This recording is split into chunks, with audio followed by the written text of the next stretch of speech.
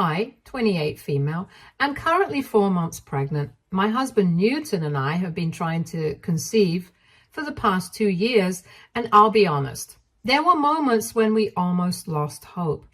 The wait felt endless. But then, almost when we least expected it, we found out I was pregnant.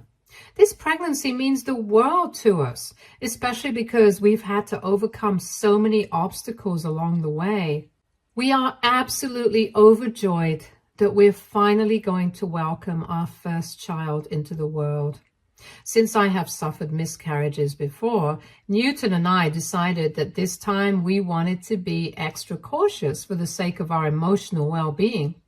We had chosen to keep the pregnancy a secret until we were absolutely certain that everything was progressing smoothly. We wanted to protect ourselves from the added heartache of having to publicly grieve if for any reason we lost this pregnancy too.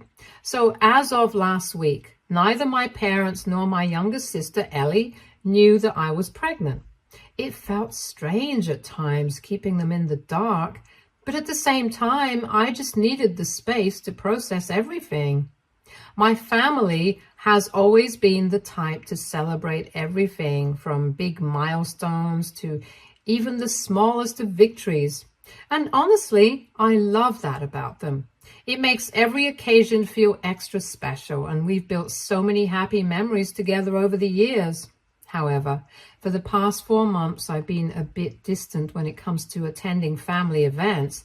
I just needed more time for myself, especially with the pregnancy being such an emotional journey.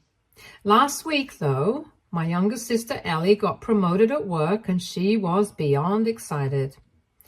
Ellie was supposed to have her dream wedding last year, but everything fell apart at the last moment. It was the night before the wedding when her ex cheated on her with one of his co-workers during his bachelorette party. The next day, on the actual day of the wedding, the groom didn't even have the decency to show up and talk to Ellie.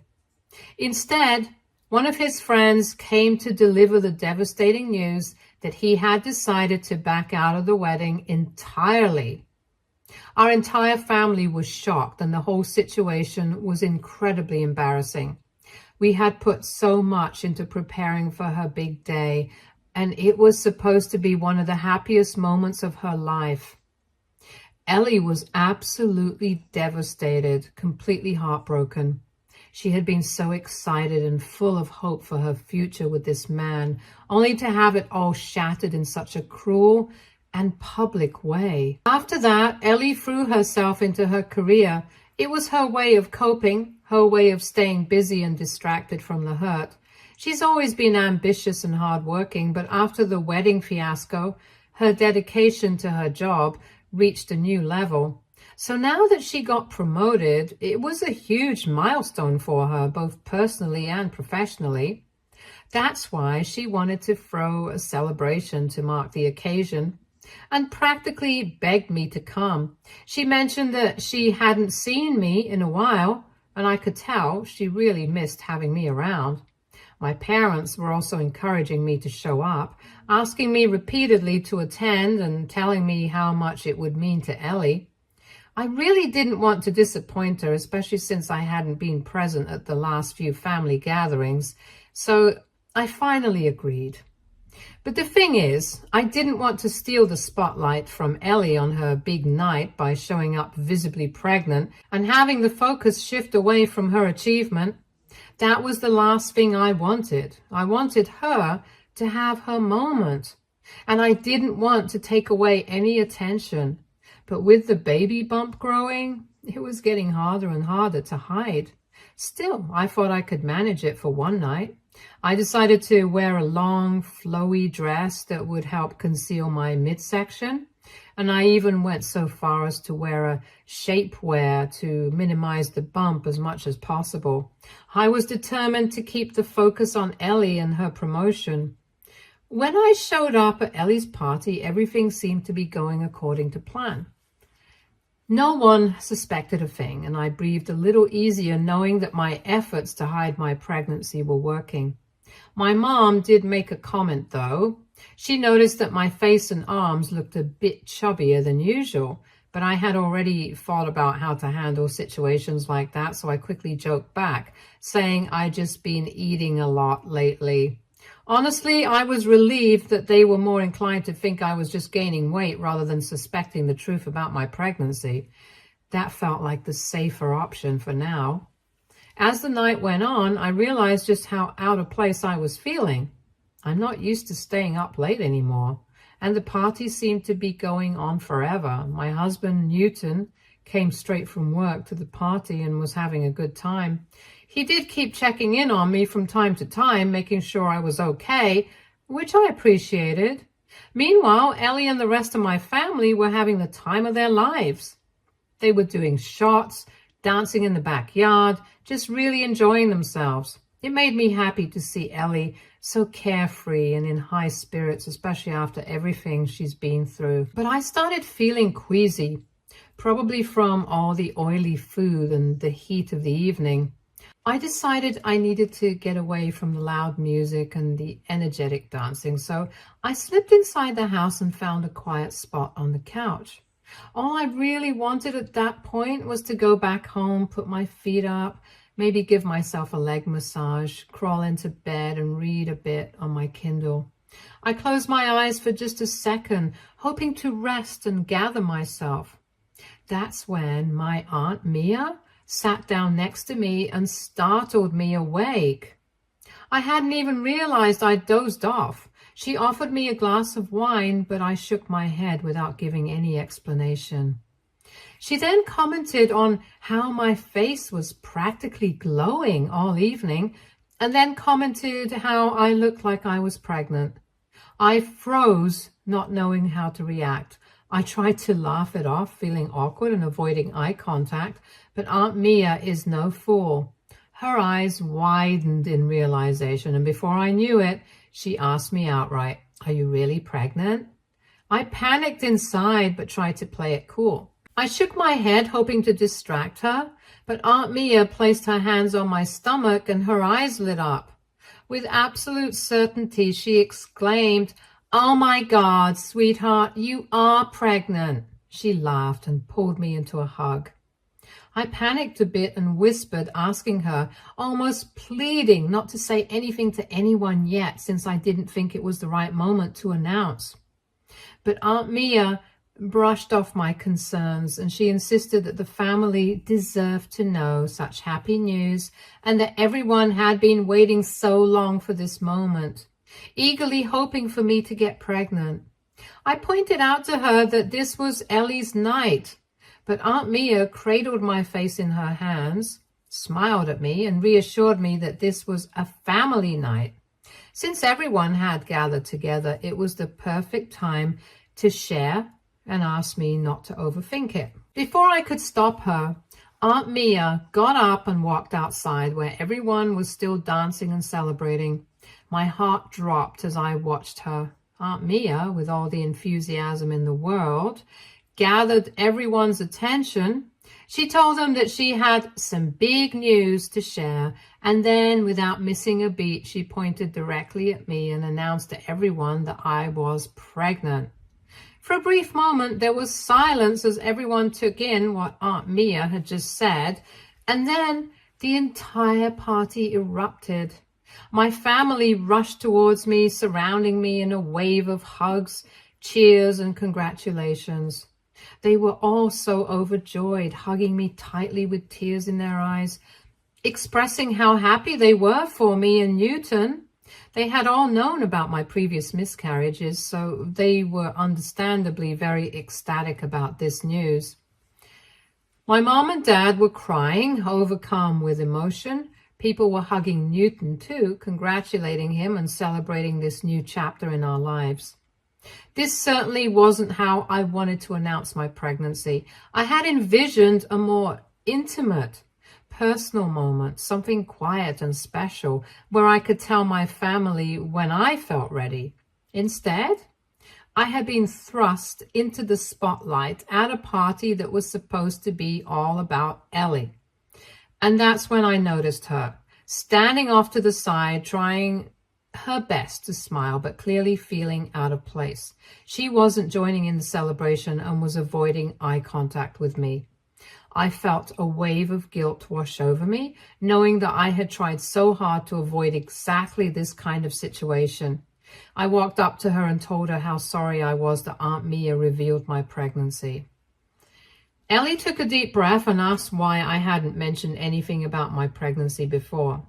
I explained that I had planned to announce it a few weeks later when I felt more comfortable and ready to share the news, but she shook her head, pursed her lips, and simply said, "Whatever, I guess you got your wish." Her words stung, and I was taken aback by her reaction. I tried to reason with her, but Ellie didn't seem to be in the mood for a discussion. She took a sip of her wine and walked away and didn't pay any more attention to me. The rest of the night was filled with overwhelming advice from my family and friends about being a first-time parent. Everyone seemed eager to share their tips and experiences. Ellie, meanwhile, kept glaring at me from across the room, as if all this was somehow my fault. Her reaction made me feel even more uncomfortable and guilty. At one point, I felt the urgent need to use the bathroom. I got up and headed towards the guest bathroom, but it was full. With my bladder feeling like it was about to burst, I decided to go upstairs to use the main bedroom's washroom instead. After I relieved myself, I emerged from the bathroom and found Ellie standing outside waiting for me. She seemed drunk. I smiled awkwardly, feeling the tension between us, and tried to offer another apology. Ellie didn't seem to soften at all. Instead, she just rolled her eyes and asked, "Are you really pregnant?" Her tone was almost dismissive, and there was an edge of skepticism in her voice. I looked at her, holding my stomach instinctively, and responded, "Of course I am. Why would I lie about it?" Ellie continued to say how this was all really suspicious when I had not even revealed the pregnancy to my mom, who I usually talked with every day. Her persistent questioning was starting to really irritate me. I tried to explain my reasons once again, hoping she'd understand that it had been my choice to keep it a secret. Then Ellie, in a tone that cut deeply, said, "Maybe this pregnancy will also end in miscarriage, just like your previous ones." I was stunned by her insensitivity. How could she say something so vile about my child? I yelled at her, my voice trembling with a mix of hurt and anger. "How dare you say something like that? I've apologized to you several times tonight, but what you said was out of line." My voice echoed with frustration. Ellie shot back, expressing her bitterness about me stealing her spotlight, especially after everything she had been through last year. I tried to remind her that I had been there for her through her heartbreak, spending countless nights at her place, helping her heal after her groom abandoned her. I would never intentionally overshadow her. And if she was angry about how things turned out, she should direct her frustration at Aunt Mia, who had outed me without my consent. Ellie, however, continued to blame me. Feeling utterly drained and fed up with the argument, I decided it was best to walk away and go back downstairs. I needed some space and time to process everything, hoping that Ellie would calm down and we could address things later. Ellie was following me close behind as she kept repeating how I was being selfish and how I should have just let her have one night to herself. I ignored her, but as I reached the stairway to go downstairs, I suddenly felt a forceful push from behind. My eyes widened in shock as I stumbled, struggling to regain my balance. I managed to grab the railing, trying to stop myself from falling, but the momentum and my own weight caused my knees to buckle. I lost my footing and ended up falling head first down the stairs. In a split second, my instincts took over. I used my hands to protect my stomach, trying to shield my baby from the impact. My body slammed down the stairs and the full weight of my fall pressed down on my wrists. The fall was brutal. I felt an intense crack and sharp, searing pain shoot through my hands. The pain was immediate and overwhelming, and I cried out in agony. As I lay there, crumpled on the stairs, the world around me seemed to blur. The pain in my wrists was excruciating, but my primary concern was for the baby, whether the fall had caused any harm. The commotion of my fall and my cries for help quickly drew the attention of the rest of the family. They rushed over in a panic, their faces filled with concern and alarm. The room was suddenly chaotic as everyone tried to make sense of what had just happened. My husband immediately picked me up and brought me down the stairs. I was in a lot of pain and kept repeating that Ellie had pushed me down the stairs. Everyone looked shocked. All eyes turned to Ellie, who was standing behind me looking guilty and silent. My husband screamed at her as he confronted her about how she could push a pregnant woman down the stairs. My mother, visibly distressed, rushed up the stairs and shook Ellie's shoulders, demanding to know if she had really pushed me. Ellie, her face flushed and tearful, whimpered and nodded in confirmation. The realization hit my mother hard. Ellie then began to cry uncontrollably, holding my mother, saying she was drunk and didn't know what she was doing. I was starting to lose consciousness, the pain and shock overwhelming me. Through the haze, I heard Newton urgently calling 911, requesting an ambulance. My vision was blurring and I could barely make out the concerned faces around me. Everything after that was a blur of sirens, confusion and frantic activity. When I finally came to, I found myself in a hospital room. Newton was asleep in a chair beside my bed, looking exhausted. I woke him gently, asking for some water as my throat was dry and parched. As he helped me sip the water, I asked him what had happened after the fall. He recounted how I had lost consciousness due to the pain and how the fracture in my wrist had required immediate medical attention. The doctors had placed me in a cast and I would need to wear it for the next 4 to 6 weeks while the bone healed. My next question was about the baby. Newton reassured me that the doctors had checked and our child was safe, which brought a wave of relief. I was glad to know that our child was going to be okay.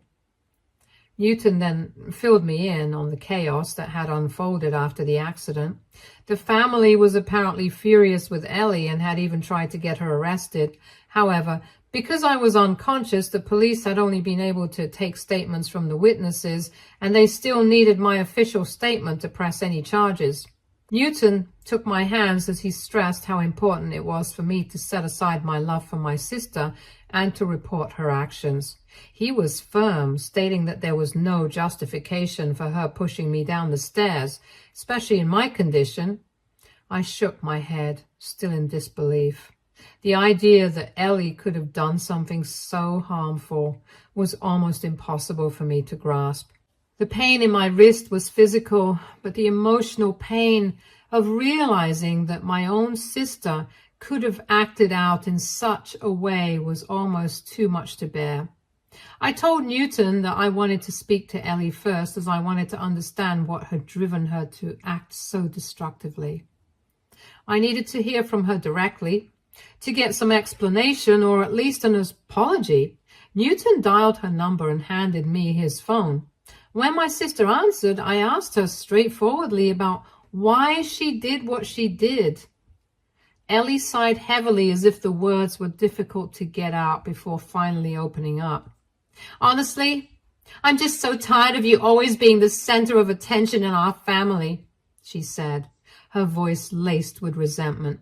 "You have a husband. Now you're pregnant. You get to have everything in your life, but last night was supposed to be my night only. Yet, as usual, you showed up with your pregnancy announcement and hogged all the attention."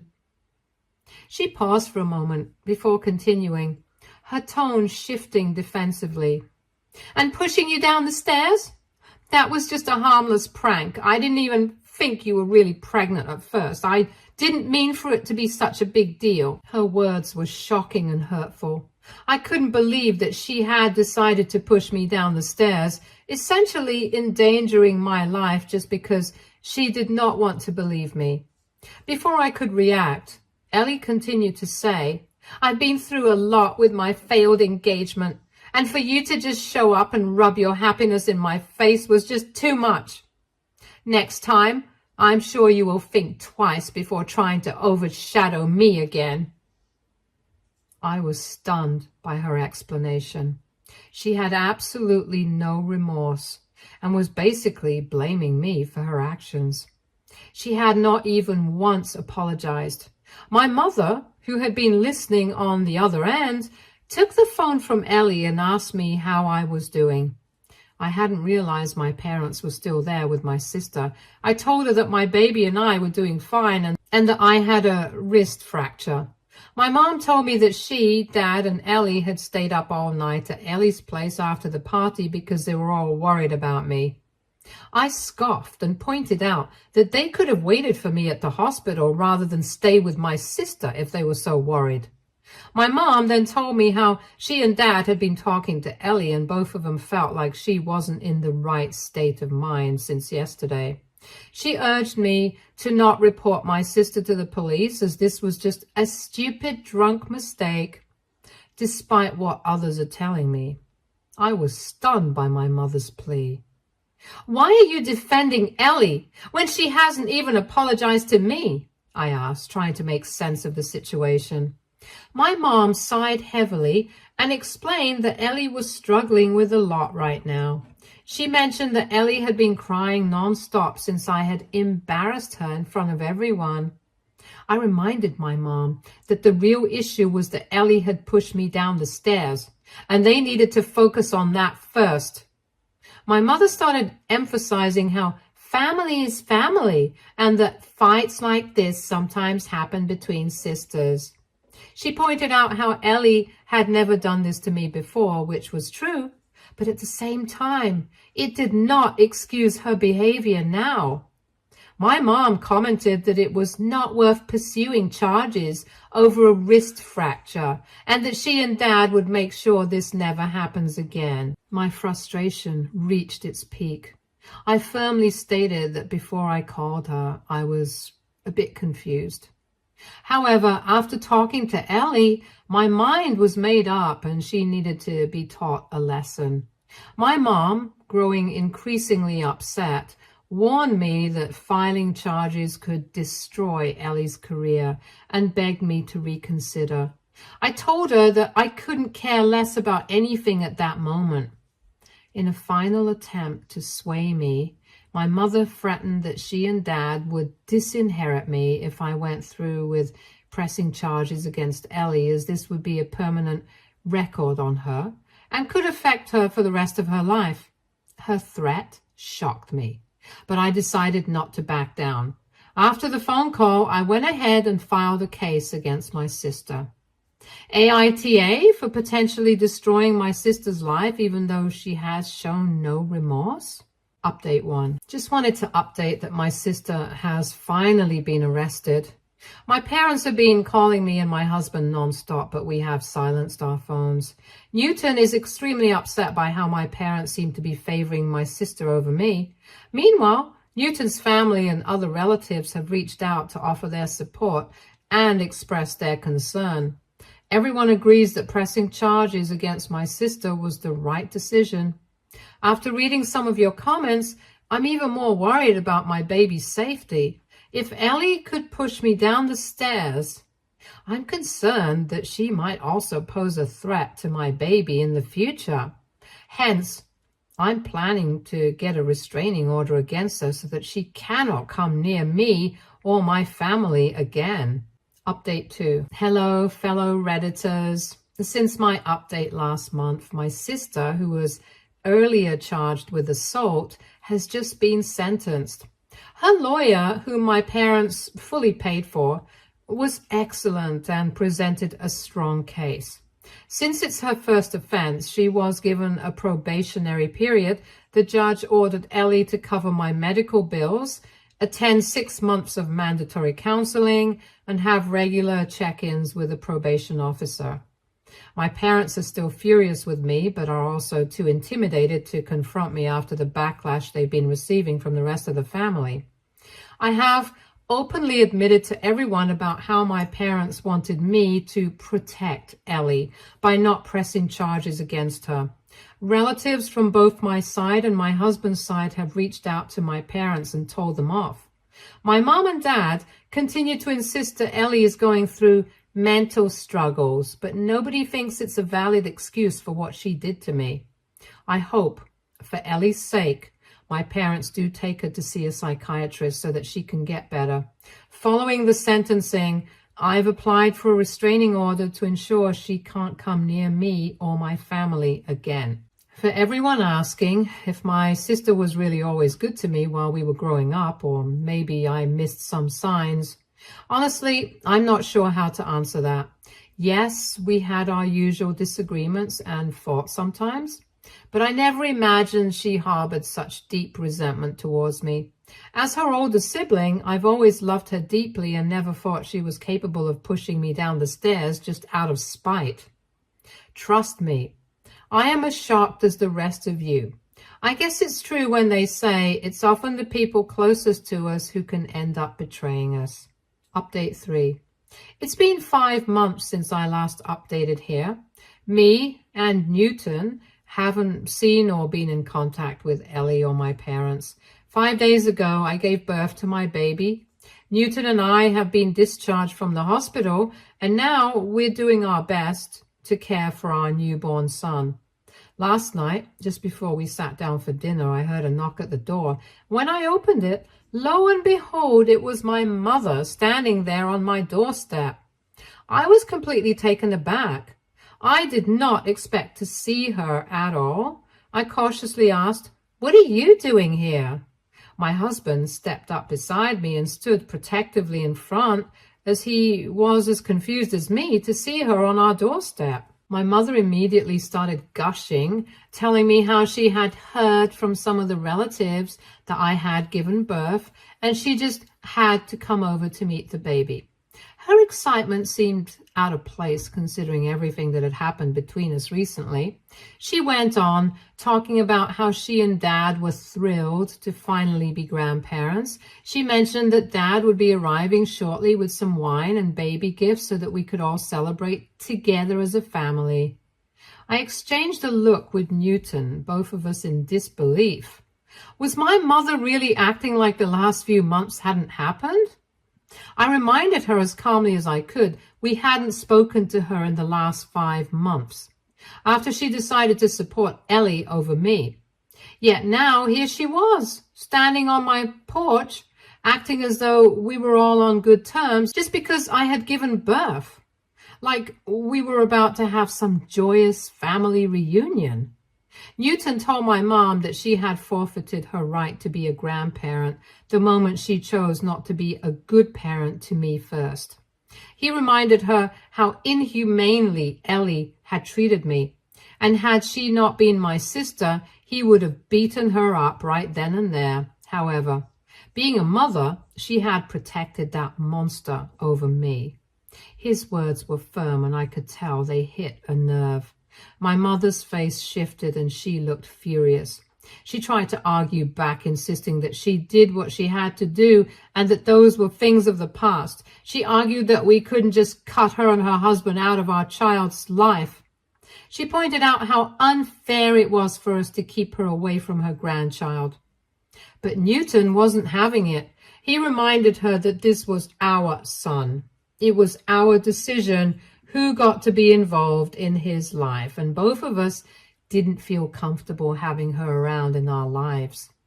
My mother continued to argue that Ellie had actually been diagnosed with depression, so that explained why she did what she did to me. I shook my head in frustration as my mother continued to justify that Ellie felt terrible for what she did and was working on getting better. She assured me that with the birth of my son, we could all finally be one happy family and let go of the past. I scoffed and pointed out how I did not want to do any such thing.